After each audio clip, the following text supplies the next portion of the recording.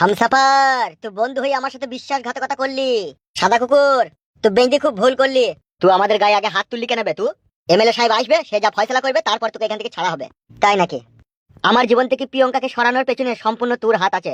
বেশ করেছি সরিয়েছি, তুই তো বেইমান বে, তুই তো স্বার্থপর বে চুদির ভাই। তুমি খুব ভালো হে চুদির ভাই, ওই জন্য বুনের ভিতরে লিগেই টিপাটিপি করো। সাদা কুকুর, চিল্লানোই হবে, কিছুই করতে পারবি না। তুই শালা বিশ্বাসঘাতক বন্ধু বে। বিশ্বাসঘাতক তো তুই চুদির ভাই নিজেও বে। তুই বিশ্বাসঘাতক নয় বল? আমি তো প্রিয়ঙ্কাকে বিয়ে করে নেবো বে, কিন্তু তুই তো করিসনি, তাকে প্রেগনেন্ট করে ছেড়ে দিয়েছিস। সেটা আমার ইচ্ছা বে, তুই বলার কে? কিসের এত হট্টগোল হচ্ছে রে? কি ব্যাপার, কালুকে বেঁধে রেখেছিস কেন? কি ব্যাপার, কি রে হামসাফার, কালুকে বেঁধে রেখেছিস, কি হয়েছে কি? বেইমানি আর বিশ্বাসঘাতকতা করছে আপনার সাথে, আপনারই নুন খেয়ে আপনারই গুণ গাইছে। তাই নাকি? হ্যাঁ বড় ভাই, যা বলছে ঠিকই বলছে হামসাফার। কি হবে? মেরা বিল্লি মুঝসেই ম্যাও। আমি আর তোমার সাথে কাজ করতে চাই না, আমি পালাবো। তাই নাকি শোনা?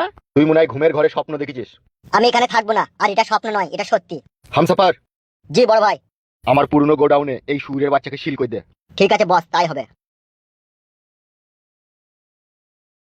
সুরের বাচ্চা, ভালোবাসা। প্রিয়ঙ্কাকে আমার নামে উল্টো পাল্টা বুঝিয়ে তার মনের ভিতরে বিষ ভর দিয়া। মরে যাও তবে তুই যা করছিস। তুই জানিস না সাদা কুকুর, এই সুরের বাচ্চা আমার কলজিতে পেট্রোল ঢেলে ডেসলাই মেরে দিয়েছে। আমার প্রিয়ঙ্কাকে উল্টো পাল্টা বুঝিয়ে আমার কাছ থেকে তাকে দূরে সরিয়ে দিয়েছে। আমি যদি বেঁচে চাই হামসাফার, তোকে কিন্তু দুনিয়া থেকে সরিয়ে দেবো। কাকে সরাবে বে? ছেড়ে দে ছেড়ে দে, মরে যাবে, ছেড়ে দে। যা কিছু বলেছি ঠিকই বলেছি। যা কিছু বলছিস ঠিক বলেছিস? হ্যাঁ ঠিকই বলেছি। বল শালা ভুল বলেছি বল। তুই তো বেঈমান বে শালা। গুদমানি ভাই, আমি বেইমান? আমার ভালোবাসার মানুষকে খেললে বাদে ফুল সজ্জা করবো তুমি? বল শালা ফুল সজ্জা করবো না, বল। বেঁচে থাকলে ওকে নিয়ে ফুলসজ্জা করবো। ছাড় ছাড় মারবে, ছাড়, মরে যাবে, ছাড়, মেরে দেবো চুদির ভাই কাছে। ছেড়ে দে হামসাফার, ছাড়। ছাড় না বাড়া, মরে যাবে তো নাকি? শালা শালা ভেতর জানিয়ে দিস আমার। ছেড়ে দে না বাড়া, আমি বলছি ছাড় না। মাংমারানির ভাই বিশ্বাসঘাতক। ছাড় না বাড়া, ছাড় না। এরকম বেইমান বন্ধুকে মেরে দেওয়াই দরকার বে। তুই এখান থেকে আর বেঁচে ফিরে যেতে পারবি না হামসাফার। এখন এখান থেকে চো, ও মরে গেলে অসুবিধা আছে। আবার আসবো আমি, তখন থেকে জানে শেষ করে দেবো আমি। সুরের বাচ্চা, চাহার চ।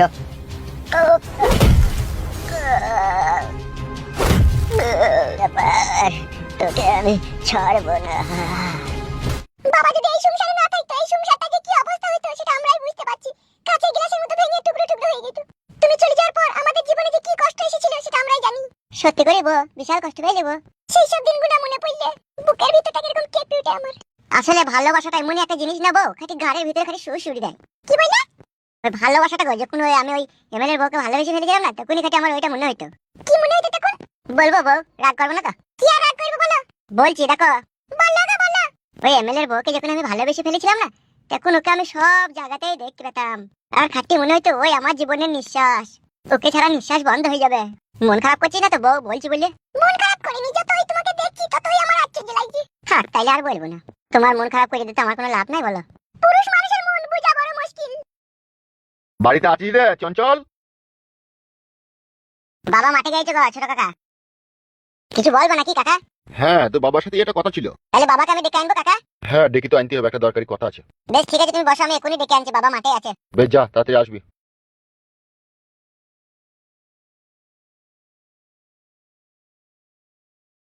ওই জন্য ফেদাই টমেটো চাষ করতে নাই, যতই জল দেখাচ্ছি তলা দিতে নিলাই জল। এই টমেটো চাষ আর করলে হবে না, এবার লঙ্কা চাষ করতে হবে। বাবা ও বাবা। কি হলো, কি বলছিস? ছোট কাকা বাড়ি আইছে আমাদের, কিসের লেগে তোমাকে ডাকছে দেখো গা। কিসের জন্য? কি করে বলবো, পয়সা মাসে ধার নেবে মনে হয় দেখো গা। ভাড়ার ভিতরে পয়সা, পয়সা ধার বলি ধার লাই। দেখো গা চলো। ওই চ।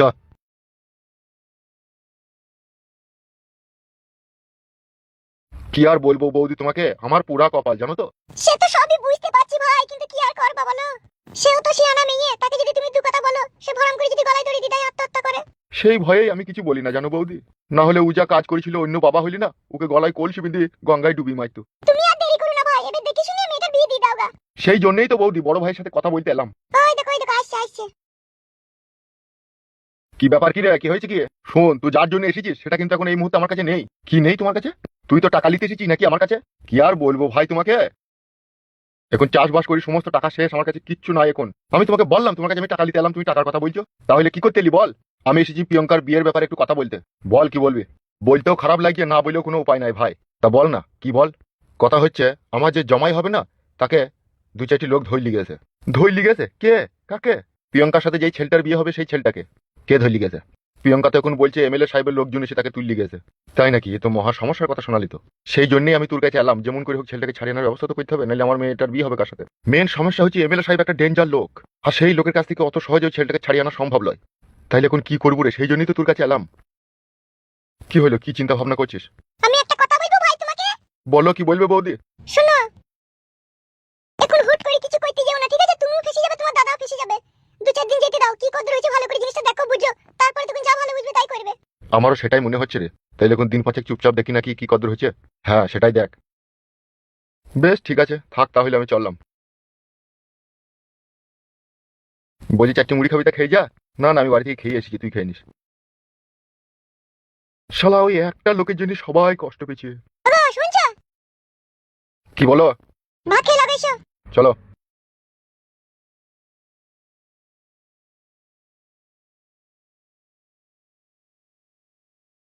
হায় বাপ, হাই তো ফুটু আসছে কইরে। সেটাই তো বাবা, ও একটা কি আসছে মনে হচ্ছে না? হ্যাঁ তার মতোই তো লাগছে মনে হচ্ছে। ওই আসছে মনে হচ্ছে।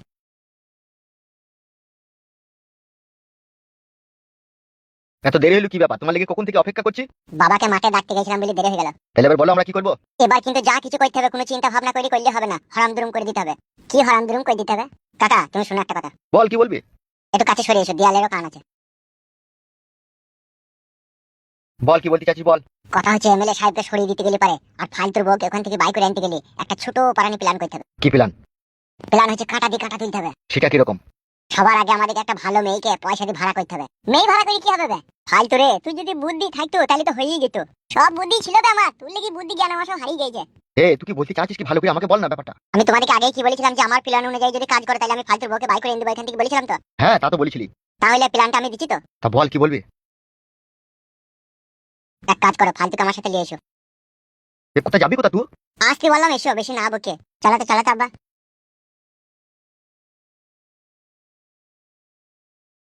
রূপা, ও রূপা, কই গো আমার শোনাবো? এই তো গো, শোনো শোনো। যাচ্ছি, দাঁড়াও।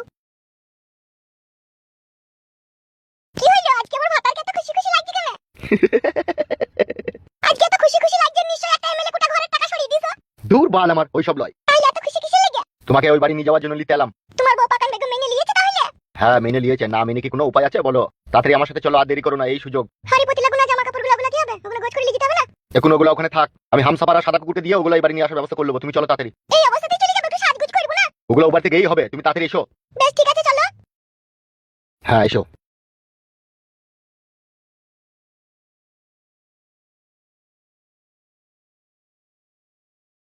ও কই গো আমার পাকান বেগম? তুমি ভয় পেও না, হ্যাঁ শোনা, ও মেনে নিয়েছে। কই গো, শুনতে পেছো না নাকি? বলো বলো, এই তো আমি। এখানে এসো, এখানে এসো। দাঁড়াও দাঁড়াও। পার্টি অফিসে গিয়েছিল, আমি বলেছিলাম তোমাকে না মারলে আমি বাড়ি যাবো না।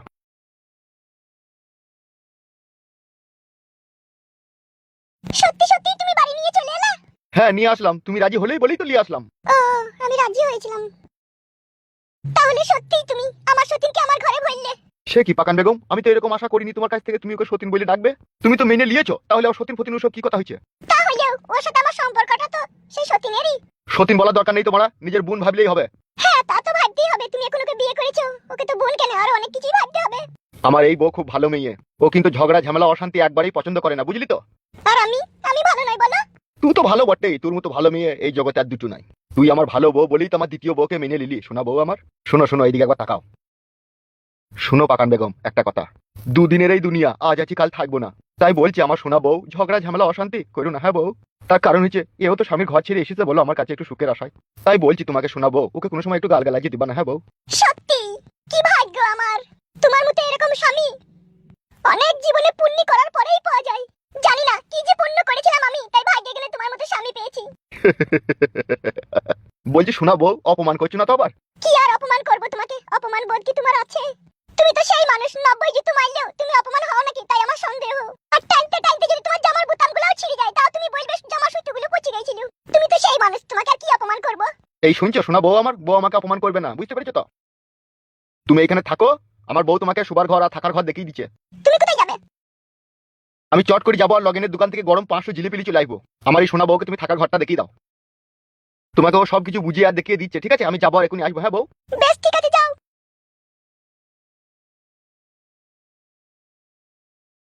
তোরা মেয়ে হয়ে আর একটা মেয়ের যে কিভাবে সর্বনাশ করিস সেটাই আমি বুঝতে পারি না। ভালো করলি, যা করলি। 7 জন্ম পাপ করলেও এত সাজা পাওয়া যায় না। সতীনের ঘরে যে সাজা। লাগো বৌদি, ধরো। তুমি বিশ্বাস করো, আমার কাছে 50 টাকাই আছে। তোরা কি ভাবিস বলতো আমাকে? আমি কি বাজারের পচা সবজি নাকি, তাই 50 টাকাই তোকে লাগাইতে দেবো? আমি বলছি তো বৌদি, আর পরে যখন লাগাইতে আইবো তখন 150 টাকাটা দিয়ে দেবো। ফালতু সকাল সকাল মুড খারাপ করিস না, এখান থেকে যা। 50 টাকায় দুটো দেশি মুরগি ডিম কিন গা, কুসুম ডালি হ্যান্ডেল মার গা, যা। এই ফকিং বৌদি 500 টাকার কম কারো কাছে সয় না, বুঝলি তো? আমি দিয়ে দেবো তো, বলছি তো তোমাকে। এইসব আরামায়েশের ব্যবসা ধারে হয় না, বুঝলি তো? টাকা ফেলতে কাজ করতে চলে যা, ফালতু বকাই না, যা এখান থেকে। বাল আমার, অত নিমক খারাম কেন তুমি? বাকি পয়সাটা আমি দেবো না নাকি? না দিই না আমি? শুধু আমার বউ বেড়াইতে গেছে বলে সেই জন্য তোমার কাছে আসা, নাহলে আমি আসতাম না। আসতেই বা কে বলে তোকে? পয়সা নাই করি নাই, তোকে আমি আসতে বলেছি নাকি? তোমার কাছে শুয়ে তোমাকে প্রায় 1 লাখ টাকা মতো দিয়েছি, আর এই 200 টাকাটা আমি দেবো না তোমাকে? পালা পালা, কাস্টমার আছে, ফালতু ঝামেলা করিস না, পালা। তাহলে দেবা না, তাই তো? এই তুই টাকা পাইলি ছোড়া, পালা এখান থেকে। কি হলো কি ফকিং বৌদি, এনিথিং রং? এই দেখো না, বইনির সময় পেশি কিরকম কেচলা কেচলি করছে। এইসব ব্যবসা ধারে হয় না রে খাপা, বুঝলি? তোর ফাটছে নাকি? তোকে কথা বলতে বললাম নাকি? তুই ফালতু বকাই না, তুই এখান থেকে যা। ঠিক আছে লেওড়া, মনে থাকবে।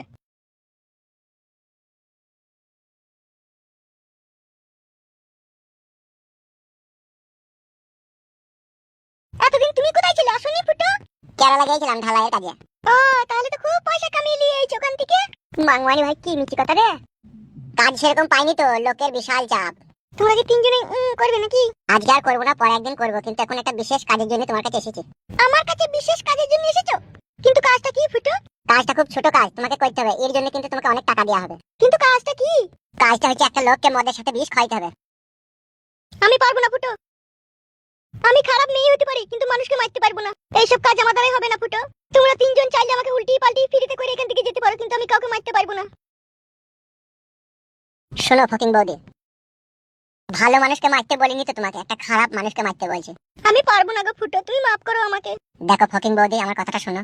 তুমি যদি এই কাজটা করো, তোমাকে ক্যাশ টাকা 90,000 টাকা দেবো আমি। 90,000 টাকা? কি চিন্তা করছো? মদের সাথে 20 টাকাকে খাইতে হবে। আমাদের গ্রামের এমএলএ বিকাশ দত্ত সাহেবকে।